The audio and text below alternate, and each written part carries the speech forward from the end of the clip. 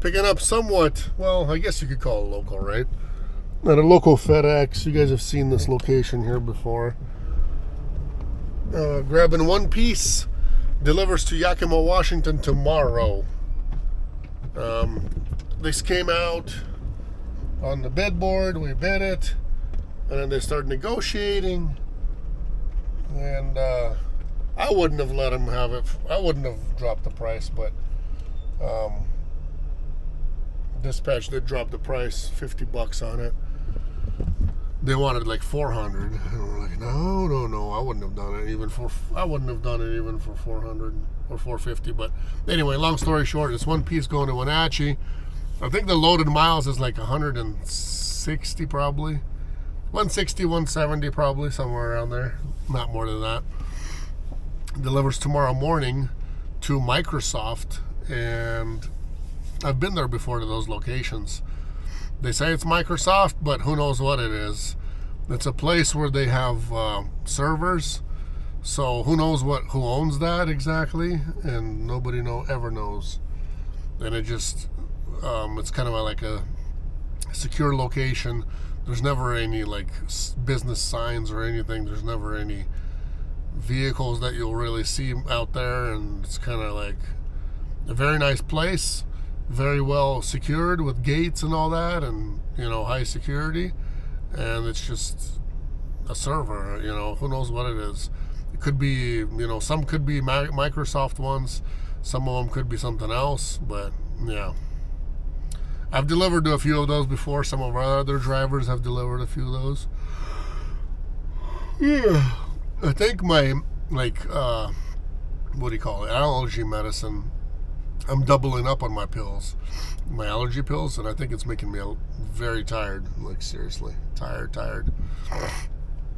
Anyway, the thing is due 7 a.m., so I gotta leave like 3:30ish in the morning and go grab it about 3:30 a.m.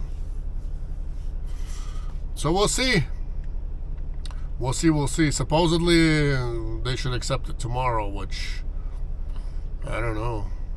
It's a Saturday. I hope there's somebody there to accept it. Otherwise, we'll be laying over with it again until Monday.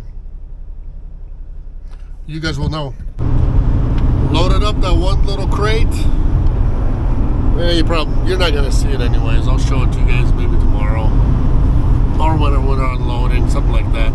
The thing is, these server locations, they're all so high security. You can't take pictures there. You can't do any filming, none of that kind of stuff. So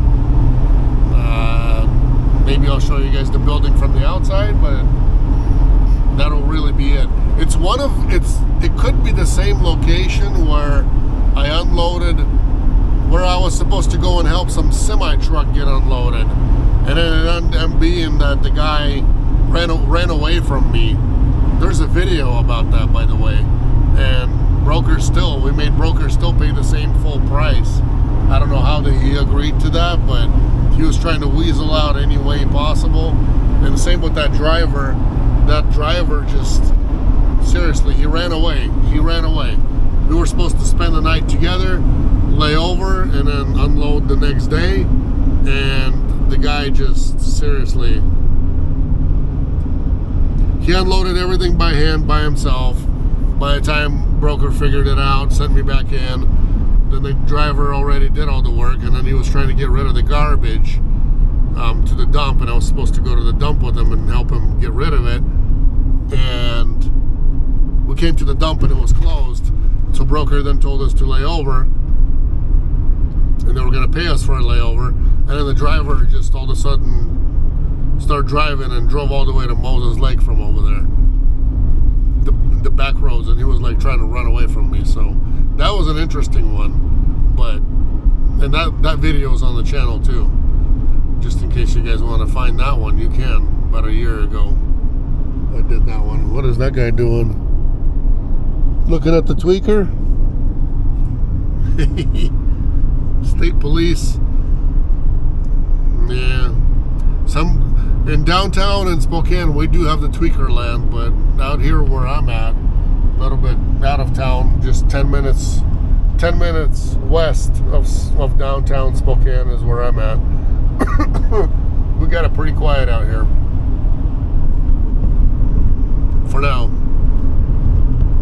be leaving about 3:45-ish. 3:45 a.m. I got to be there at 7, even though they said deliver at 9. But then when they sent us the rate confirmation, all of a sudden everything has changed, and now it's 7 a.m. And it's about a 2.5 hour drive out there. So I'll leave at 3:45. That'll be good.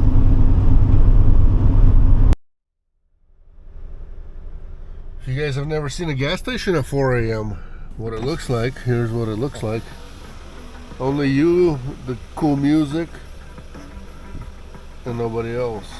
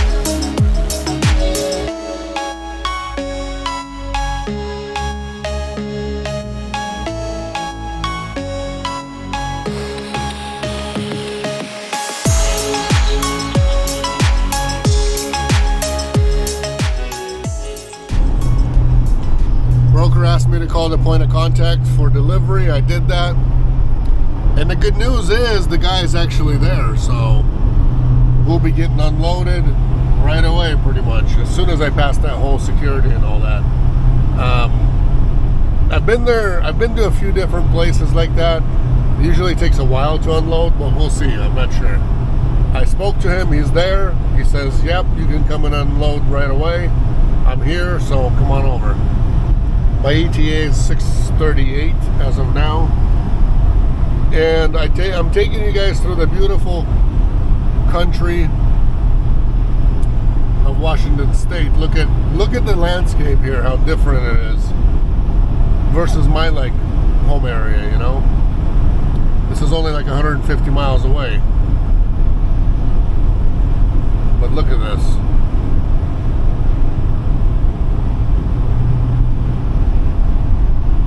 I'm sure that water used to be a lot higher because of the, you can tell from the landscapes, previous ones, a long time ago, there used to be a lot more water here. All these cutouts in the mountains, they're not all human cutouts like that. A mile. Okay, it looks like that one big old thing over there with the pipes. You probably can't see it here still, but it looks like over there. But I don't know if that's true or not. Like I said, there's never any signs here. They're trying to keep it kind of, I mean, I see why, but if it's a data place where they keep servers and all that, and storage for like data storage and all that, I understand why. They never put out any name or any of that, but yeah, it's okay. And like I said before, it's such a secured place that they don't want any filming or anything done out there. And that's how it was the first time I came out this way. So we'll see. There's a lot of these little data places for various different companies, it seems like. So in a quarter mile, turn right. I guess we'll see. It shows, yeah, that one big one. This one on the right here, the light color building, huge. So it looks about right to me. I have been at this location before. Yes, I have. Yes, I have. Take the next right. Okay. They've got cameras and everything, so I'm turning mine off. There goes my freight up in that building over there, and that's it. Now I'm exiting out.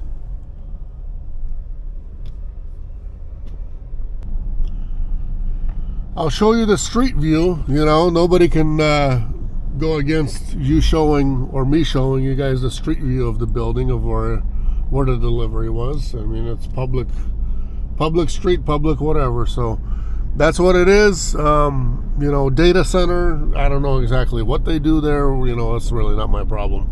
My main thing is, I've been here before. I've been here, actually, this is my third time to this exact location. But they are building up new facilities like this everywhere here up on this mountain. I don't know why, but maybe, I don't know, Wenatchee, you know, maybe land is cheap here. Maybe because it's a small town and, you know, they feel more safe here. I don't know why they do that here. I guess people need work too, and, you know, they do it because they do it. Who knows? I don't know what the reason is exactly. But $450 in my pocket as of now. As long as the freight gets delivered, then you're good. Then you're good and you're safe. You can say that you've safely made that money until you deliver it. Otherwise, you know, if you break down, if something happens, if you misdeliver, if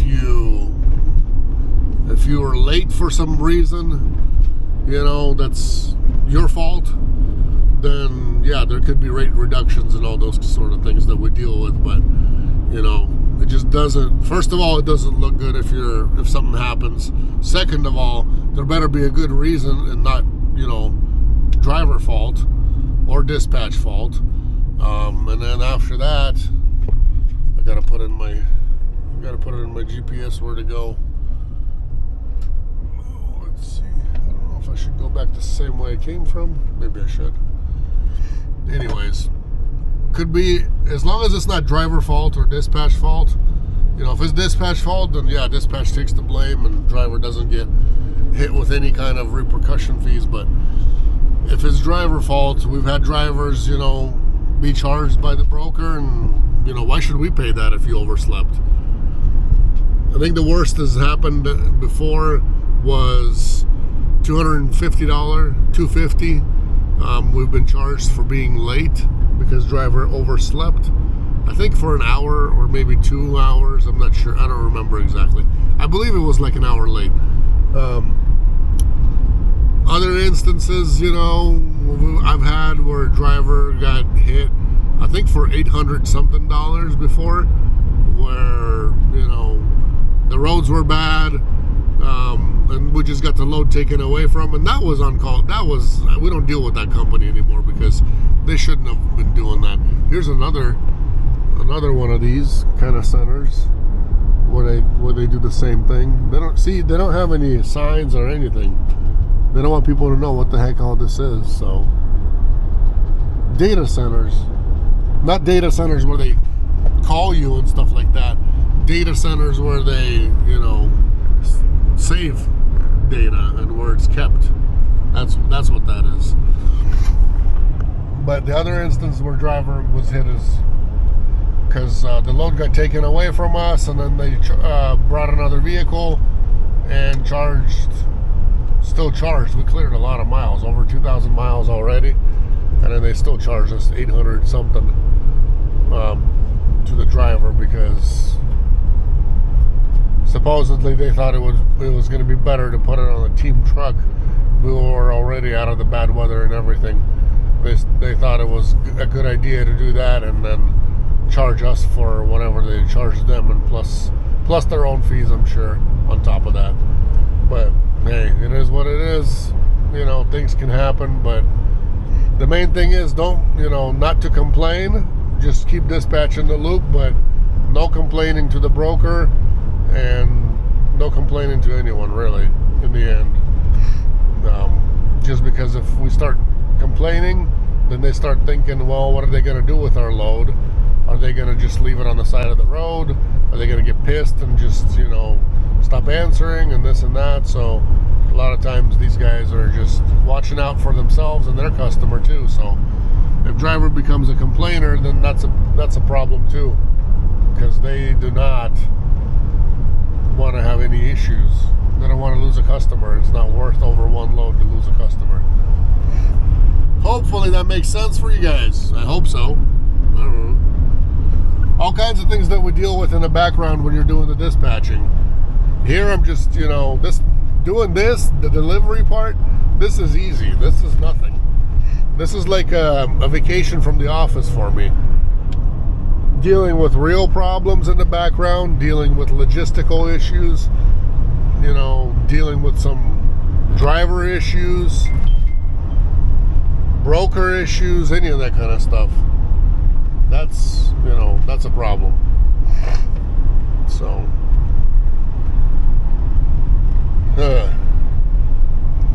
it's on send. Why is it on sending? This stupid phone, I'm serious, does not send sometimes. I sent broker everything, the hard copy POD and the name, and all of a sudden the phone's not sending. It's still sitting in draft. Let's get home. Less than 3 hours, 2.5 hours, and I'm home.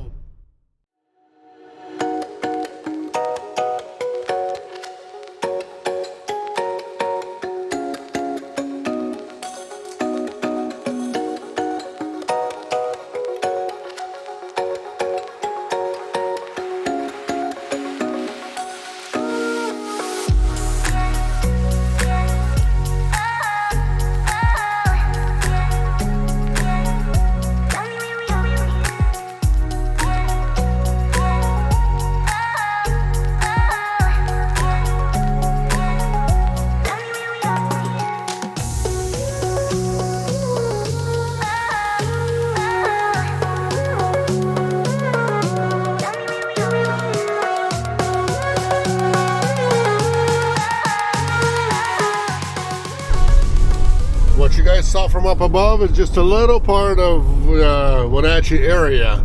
It's not actual town yet. It's a little bit more that way. But orchards out here. And then, hills and Columbia River, That's what you get out here. Winters are mild here. You get snow up in the mountains, and they really rarely get snow on the ground. And mountains are all over the place. In the Rocky Mountains, you can actually even see them over there. So all that stuff. I mean, this area, it's not a big town, small. Most of the work here, I'm not sure where he could be working. People live here, people own homes, so obviously there's work, or enough of it. If they're not doing orchards work, then they're doing other things. So would I live here? I might, honestly I might. Just my personal preference. In a quarter mile, turn left onto Washington 28 East. Out here it's just kind of like living in a desert. I'm not a fan of living in a desert. I like more woods, but there is a body of water, so that's a big plus. I'm the kind of guy who likes outdoor stuff. Take the next left onto Washington 28 East. I like swimming in the summertime, going to lakes and boating and all that kind of stuff, even though we did sell our boat we sold it because I don't know why we even sold it. We shouldn't have even sold it. What was the main reason? I don't know. We thought maybe we would upgrade. We thought we could upgrade to something better. Continue and it was a Washington COVID time. And we had so much interest, just like the whole COVID hype. And we sold it for a decent price. Pretty much got our money back and then a little bit. Made some. And then we started having more babies, and so it wasn't boat time. Now our youngest is a year old, and I'm looking into it, but I don't know. We'll see. We'll see how the economy turns out. I do want another one, and I'm not a fan of buying anything for payments. So when I buy it, it's going to be for cash, and I just want to find the best deal for cash. I don't have anything on payments, so that's, just how I like to live, you know what I mean? If I can afford it, I buy it. If I can't afford it, I just don't have it. I don't own it. So look at this. These rocks. That I know you might say, well, Colorado and, you know, Grand Canyon and all the other things you might say to me. Without going there and just driving through here, look at that. God's creation. Unbelievable. Unbelievable. Oh, thank you guys for watching. God bless you guys. If you're a driver, be safe. Wishing you the most expensive loads that you can get. And if you're just watching for pleasure and you have nothing to do with the business, you have nothing to do with what we do, and you just kind of like to explore, you know, follow along and explore where I go, you know, all these beautiful landscapes, different places out west, hey, that's good too, you know what I mean? Nothing wrong with that. Everybody needs to have diversity and see other different places and everything. So yeah, out west, even I haven't seen everything yet, and I've been doing this for a long time still too. So we'll see each other next time. If you guys haven't subscribed yet, it's your chance today. It's your chance today. I never ask for any kind of support or anything besides that. That supports the channel the most. And if you guys could comment for the algorithm, that'd be awesome too. Take care, God bless, and we'll see each other. You will see me. I see some of you guys. I do get subscribers that come up to me here and there. I don't put them on camera. Maybe I should. Or maybe I should ask if they want to go on camera and say hi to some of their friends and loved ones. But I do see them. Sometimes they do show up, and sometimes, you know, people come up and say, hi, man, how you doing? I watch you all the time. So if you guys do, here's my hello to you as well. We'll see each other next time. God bless.